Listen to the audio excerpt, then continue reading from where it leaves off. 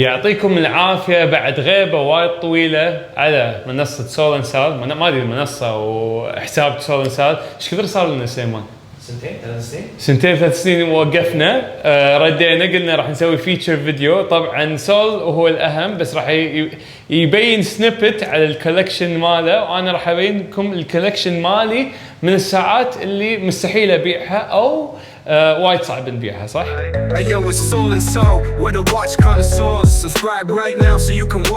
يلا نبلش. ليتس جو. اوكي نبدا وايد سريعا. ليش الساعات شي انه مو محافظ عليهم؟ ولما كلمني سليمان قلت يلا يمكن الساعات وقطيتهم كله بهالبوكس، لان هذول ساعاتي هذا لدرجه انه ما اخلي احد يجيسهم، ما حد اصلا يلبسهم غيري انا. هذول الساعات اغلبهم مره ثانيه اللي ما راح تكون للبيع ابدا ابدا، الا في حالات اللي فيها يعني لا سمح الله كارثه. خلاص بس هذه النبذه اللي كنت بضيفها على النبذه الاساسيه. فخلينا نبلش بهذه ساعه الوالد الله يحفظه. بعد ما اشتغل بالكي او سي حق 20 سنه. هذه ترى كانت المفروض تكون اول ساعه لكجري لي، اوكي، بس كنت معند الا ابي تاج ذاك الوقت. كان ابوي يقول خذ لك اوميجا بدال تاج. طبعا ذاك الوقت احنا يعني تاج يعني احسن من اوميجا. خذيت التاج وبعدين قعدت سنين اترجى بهالساعه، مو راضي يعطي لي اياها، ليه جبت له نفسها واخذتها 2 تون. بعدين رضى انه يعطي لي اياها. فهذه اللي هي خلينا نقول الكي او سي اديشن، ما ادري اذا تبين ورا، بس هي نورمال كونستليشن كوارتز. اوكي كم حجمها؟ اتوقع 35 ملي. اوكي فراح نحطها شي. اساس هو تقول لا لازم لا تحطها على الكراون تنكسر الكراون. بعدين هذه الساعه شريتها يعني ايام الخصومات اللي كان رولكس عندهم خصومات. شريتها بالعمره، لا بعد ما جيت من العمره استغفر الله، جمعت لها حق 3 اشهر. كانت اسعارهم اتوقع 1800 1900 وعطوا لي بخصم 1600. طبعا هذه اخر ساعه خصم اصلا كانت برولكس. وعقبها هودنكي سووا مقاله على هالساعه، فجاه اسعارهم صارت 3-4 اضعاف. فالاو بي زادت اسعارهم من هالساعه، مو من الساعات التيفاني والى اخره. فهذه الاويستر بيربتوال حجمها 39 ملي. شنو بعد؟ جراند سيكو هذه للحين موجوده. من ذكر كولكشن ايش كثر اللي قبل عندي اياه. هذه من الاثنين اللي بس متبقي من التشكيله الاساسيه. هذه اول جراند سيكو لي، اجملهم للحين اشوفها اجملهم. ما البسها وايد بس هذه مستحيل ابيعها لان هذه من اجمل الساعات اللي عندي اياها. هذه الويست اند، هذه اصلا خلينا نقول الاميره اللي خلتني احب ويست اند بالدرجه اللي انا وايد احبها حاليا. ساعه جدا عمليه، الساعه يعني لا يعني شوف وايد سهل لبسها، مو لازم توديها حق واحد يقيس لك الساعه والى اخره. مقاسها حلو، يقولون 50 متر ضد الماء، بس دشيت فيها دايفنج سنوركلينج. بس وايد احبها الساعه كوارتز. هذه اصدار من العربي ولا لا؟ لا اصدار عادي بس ارقام عربيه، وكانت من اوائل الساعات اللي اصدارها ارقام عربيه وسعرها كان وايد معقول. هذه الجيمس بوند اوميجا وايد عزيزه علي. ترى لحد الان كل هذول مو للبيع، مستحيل اني ابيعهم. كوارتز انا اشوف هذه الساعات الاساسيه الجميله اللي ما قاموا يسوونها اوميجا مثل ايام قبل. بس وايد احب هالساعه ولها ذكريات وايد حلوه. وهذه يمكن قعدت سنين بس البس هالساعه، يعني من ايام اللي تلبس ساعه كذا سنه، مو نفس الحين حق يومين 3 ايام وتبدلها. وايد ساعات. اوكي هذه اسميها التيودر ميشن امبوسيبل، اول تيودر لي. حتى خذت ايام تخرجي من الجامعه، مكتوب ميشن اكومبليشد 2013 ورا. هذه الهيريتج ووايد احبها لحد الان، وايد احبها. وهذه ايام ما حد كان يبي تيودر، اللي قبل تيودر داخل بوتيك رولكس. اي سنه؟ 2013. هو ما ادري اذا اخذت 2013 بس مسجل ورا 2013، هذه السنه اللي تخرجت فيها، فاتوقع نفس الفتره. الاوميجا مارك 2، خلينا نقول هذه الساعه الصعب بيعتها لان جمعت فلوس من الاهل هديه عيد ميلاد واشتريت فيها الساعه. هذه اشوفها من اكثر الساعات مميزه حق الاوميجا سبيد ماستر. انا اشوفها احلى من البروفيشنال، اللوم مالها ولا اروع، الريسنج دايل عجيب.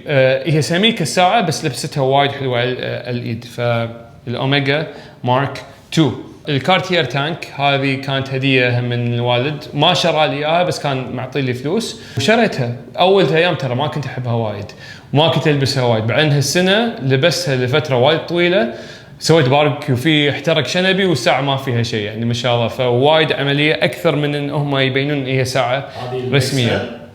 لا هذه الميديوم. الميديوم تبين اكبر. هذه مو سولار بيت. هذه لا مو سولار بيت.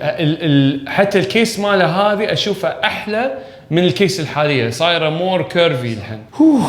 اوكي الايترنا هذه وايد احب الساعه، وايد من عزيزه علي، يعني هي تعتبر هوماج حق الانتجريتد بريسلت، سعرها كان وايد ممتاز خذيتها. ايترنا هي شركه هي اصلا كانت تسوي الايتا موفمنتس، فالماكينه يعني باك كيس كل شيء، يعني البيل كواليتي مال الساعه جدا عجيب مقارنه بالسعر اللي انا خذيتها فيه من الوكيل بعد. فايترنا كونتيكي اديشن رويال كونتيكي. تاج هوير هذه اول ساعه تاج هوير، لا ثاني ساعه تاج هوير استغفر الله لي. هم من ذكريات وايد حلوه، كنت البسها كل فتره ايام الجامعه.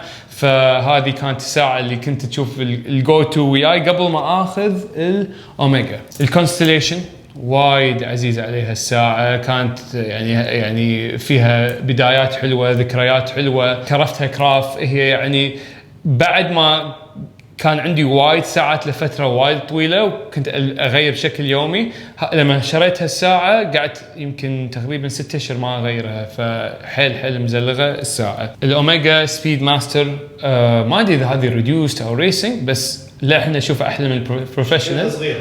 هي شكلها صغيره بس لبستها وايد حلوه، وايد هم من احب هالساعه، مو للبيع، ذكريات وايد حلوه فيها. هي هم من طريقه ما كأنها التيفاني دايتونا، فبس بسعر وايد معقول وموجوده بالوكيل، ويمكن حتى الموفمنت احسن، ما ادري اذا هذا، بس فيها تاريخ، فوايد حلوه الساعه، لبستها وايد حلوه وايد مريحه. هذه الرولكس اير كينج، لو تعرف شنو جات لي مره واحد كان مستعد يشتريها مني ب 5000 دينار. هي مو ساعه شكلها 5000 دينار لانها وايد نادره، ما يعرفون عنها وايد بالكويت، بس ما تي فول ست، بس ساعه شي. الدايل هم وايد رير. هذه لبسها راين جوزلينج لفتره وايد طويله حتى بالاوسكارز وشي، وناس صاروا يدورون عليها دواره لان هي ساعه اللي هي صعب ان واحد يحصلها. فهذه تعتبر من الساعات النادره، وايد صغيره، مقاسها 34 ملي، بس هم انا وايد احب هالساعه، وايد صعب بيعتها، حتى يعني 5000 ما بعتها، فيعني ما اتوقع ابيعها. هذه الشوبارد الباين ايجل، هذه هم من وايد عزيزه يعني على قلبي، ما تنباع. اشوفها من احلى الساعات اللي تعتبر الانتجريتد بريسلتس، احلى من النوتلس بوجهه نظري. الرويال اوك يمكن شوي احلى، بس الاتش اللي كنت ابي فيها الرويال اوك راح بعد ما اخذت الساعه. المينا مالها وايد ممتاز، الموفمنت وايد مريح على الايد، وايد سبورتي. نشف ريجي. الرولكس ميكي ماوس، اوكي، هذه اوريجينال هاند بينتد، مو اللي ملعوب فيها. هذه كانت يعطونها حق اللي كانوا يشتغلون ديزني بسنغافورة بالسبعينات او الثمانينات. وايد عجيبه الساعه، حتى اول ما اخذتها سويت لها سيرفيس، مستحيل ابيعها. وايد ناس قاعد يسالون، عرضتها اخر فتره على الحساب، قاعد اقول للبيع، اقول لا مو للبيع. هذه ساعه مو غاليه كلش، بس يعني لها قصه. ان في دكتور عندي بالجامعه وايد احترمه، كان لابس هالساعه، وما كنت اعرف ان هذه الساعه اللي كان لابس الا بعد سنين، وادور عليها دواره. اليوم اللي عرفت انه هو كان لابس هالساعه، لقيتها على اي باي جديده، شوف للحين جديده، شريتها على طول بسعر كم 50-60 دينار. فوايد عزيزه علي الساعه، وما لقيت واحده غيرها من ذيك اليوم. في الوان ثانيه وشي، بس نفس الساعه او اختها مو موجوده، فهذه هم مستحيل ابيها. رومر فينتج، رومر. ايه، حتى انا يعني في سيكو اس كي ان اكس تشابه الكالروي، على بالي انا قبل كان سيكو اللي كان لابسها، بس وايد احب هالساعه. هي رومر باور 8.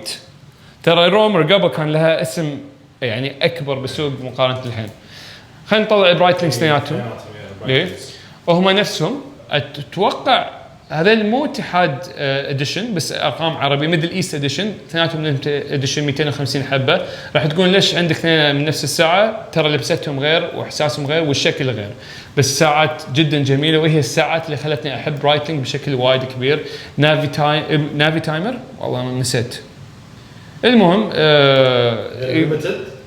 ليميتد 250 حبه بس مو نمبرد اديشن، 1 اوف 250.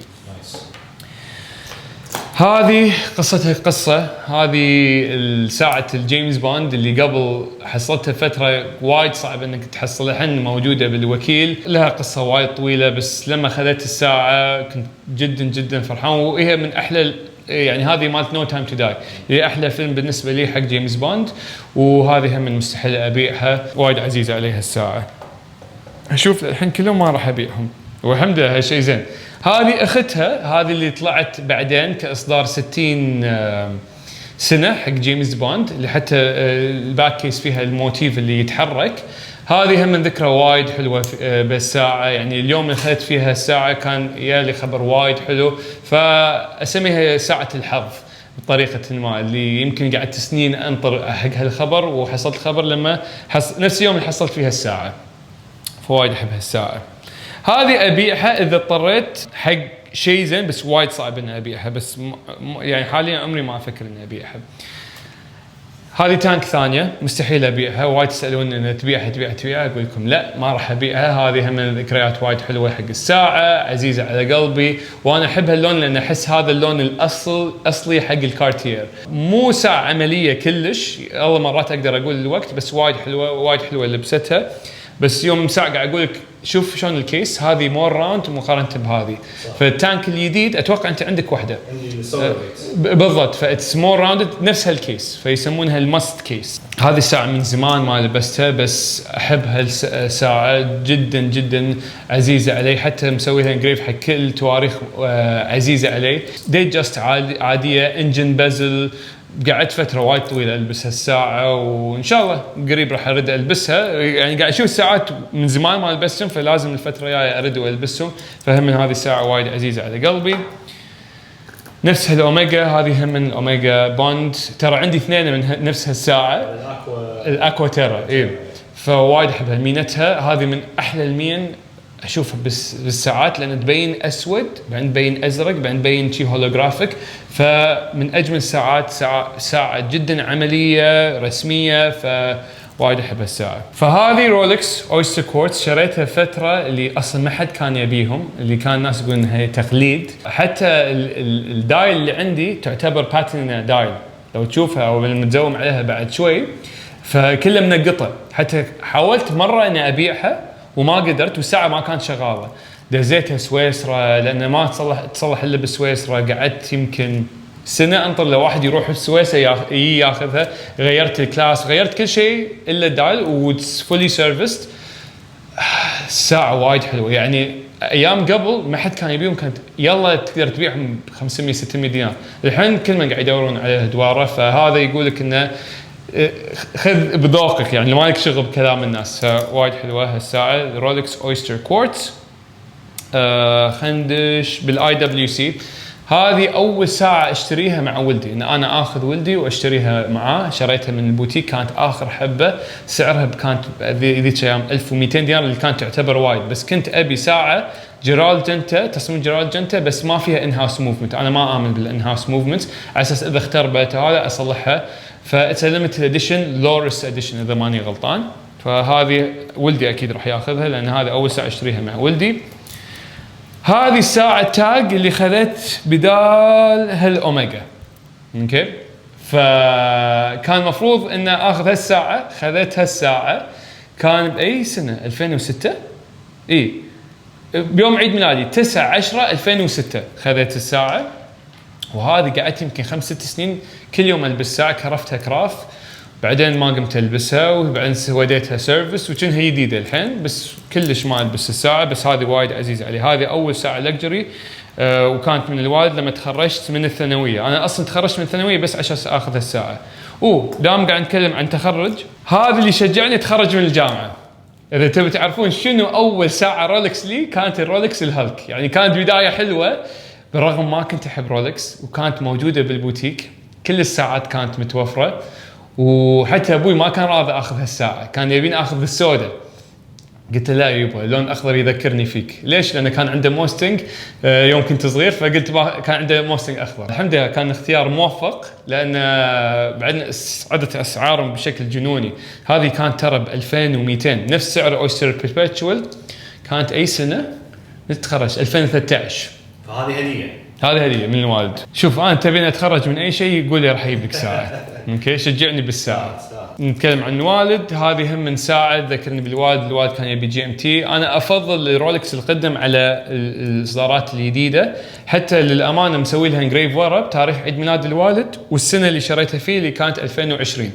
للامانه بدلت الوالد سبمارينر مالتي وقلت له اعطيك سبمارينر ما عندي فلوسه واشتري لي هذه، والوالد وافق. هو يحب الموديلات الجديده، انا احب الموديلات القديمه. حتى البزل صاير فيدد، وفيدد مني انا، هي ما كانت شيء بالاساس. دام قاعد نتكلم عن جي ام تيز، تيودر، بلاك بي، جي ام تي.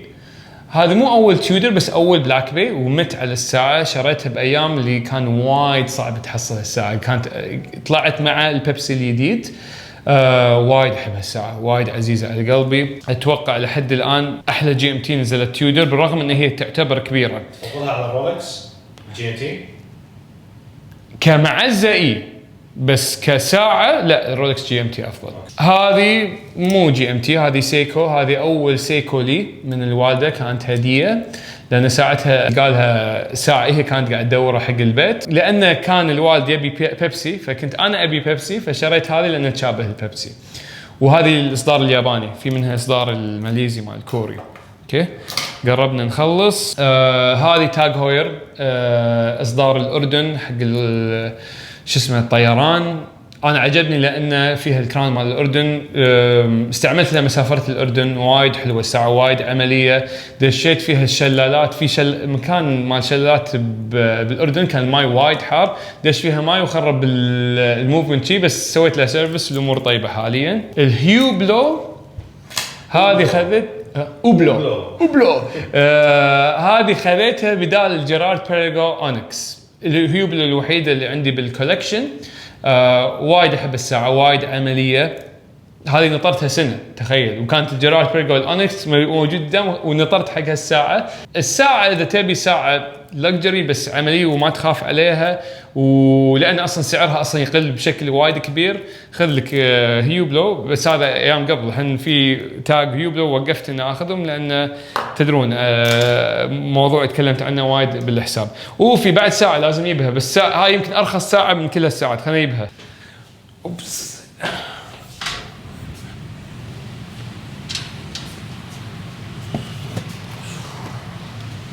هذه اللي هي الدارك وينج دك، فمكتوب اريل واتش، يعني ساعه حقيقيه. اوكي، هذه كانت ساعه كنت عندي اياها لما كنت صغير، ما ادري صار فيها. لقيتها بعدين على اي باي وشريتها، وهي جديده مخزنه، ما راح ابطلها ولا راح البسها، واصلا لو ابيعها شنو راح احصل عليها يعني ولا شيء. هذه من اوائل الساعات اللي كانت عندي لما كنت صغير، وكنت وايد استانس عليها.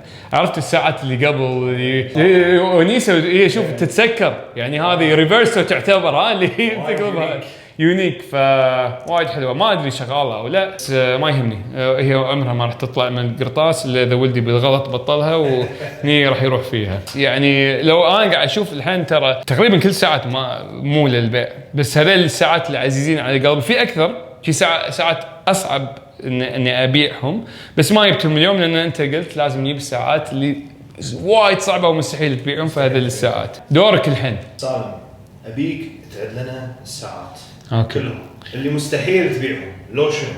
تمام، بس اول شيء نقول ما شاء الله ترى، ما شاء الله لا حد يقول انه هذا ترى هذا تعب، هذا ايام ما تاكل الا خبز، عرفت؟ تقصع روحك. الناس بس يشوفون ان انت لابس ساعه، بس ممكن ما يدرون انت شنو سويت عشان تحصل. وناس ضحوا بعد، مو يعني وايد منهم هم، يعني اغلبيتهم هم من ناس عزيزه، ويعني هم اكيد ضحوا على اساس يبوني، وهذا معزتهم لي، يعني هذه ذكرياتهم مني.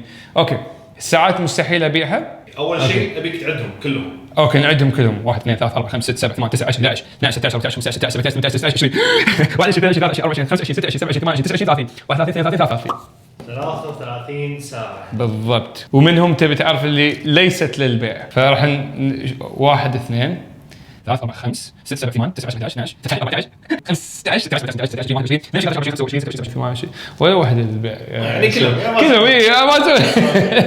ما فهذه تعتبر لي ساعة الأحلام، بس هم أشوفها ساعة المشاكل قمت أسميها لأن سببت لي وايد مشاكل. بس هذا الإصدار خاص مالي، وهذه ساعتي شريتها ترى ما كانت هدية أو شيء، شريت الساعة ليومكم هذا أنا ما لبستها، يعني أنا يعني بقراطيسها. فهذه هي الساعة.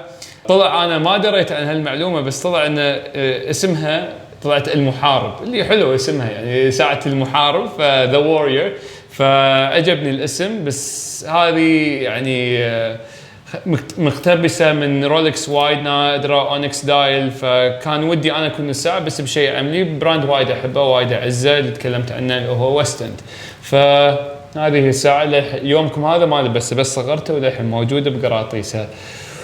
ان شاء الله اليوم اللي البسها ويكون عندي ثقة اني البسها. وبس بسلامتك. كم حبة سويتها؟ 100 حبة.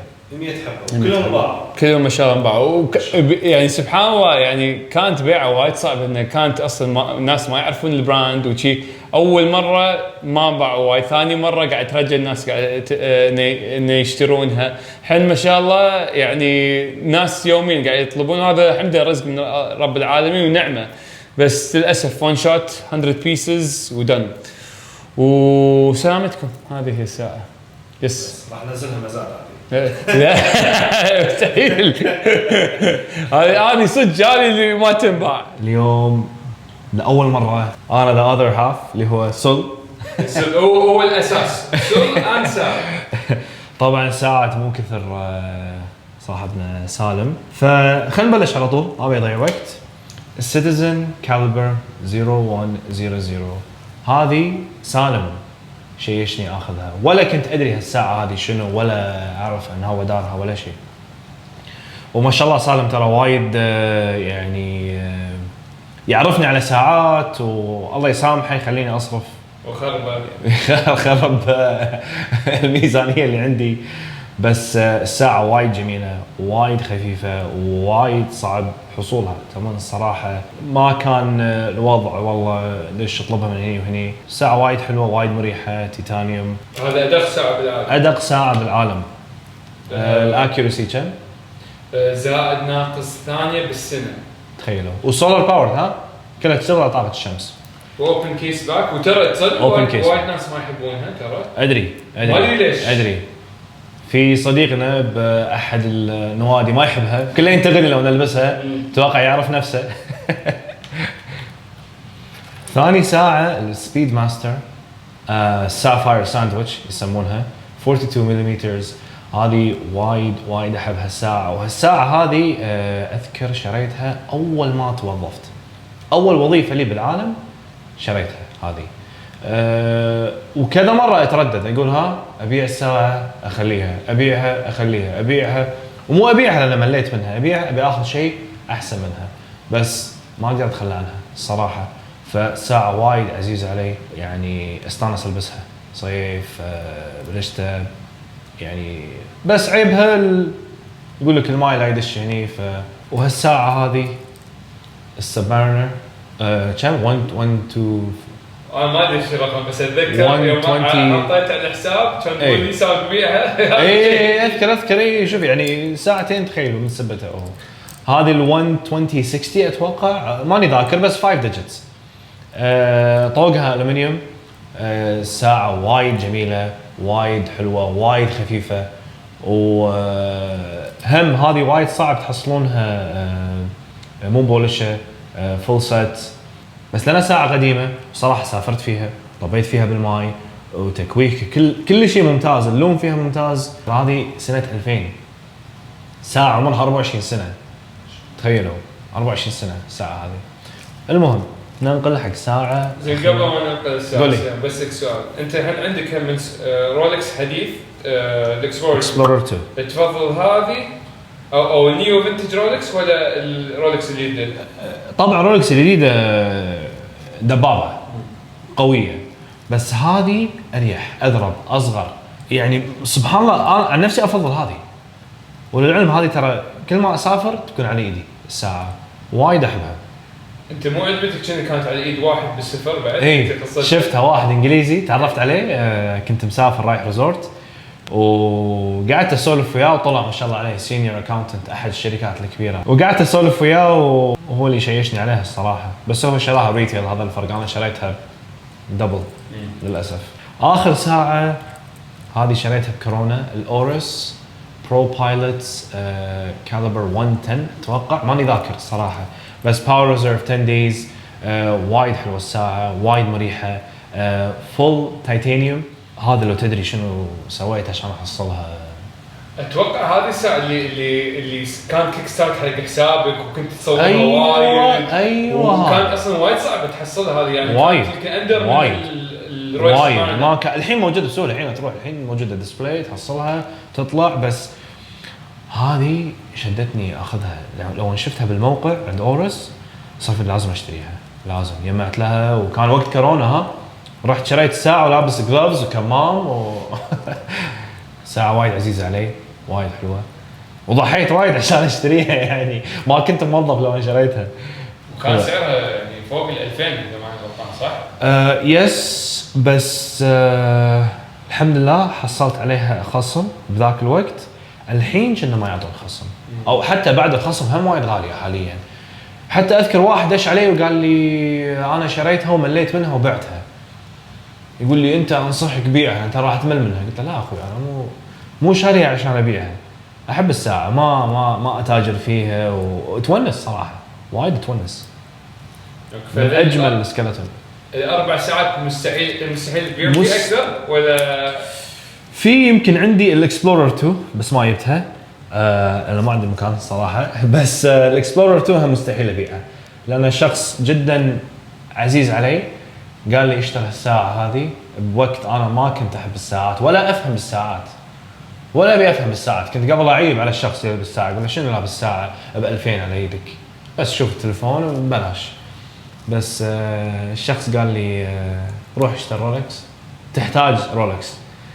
فسبحان الله دشيت البوتيك خذيت اكسبلورر 2. بس يعطيكم العافيه، ما قصرتوا، وان شاء الله نشوفكم في الحلقات الجايه. السؤال الاخير تفضل. انت متى بلشت بالساعات؟ 2018. 2018 بلشت.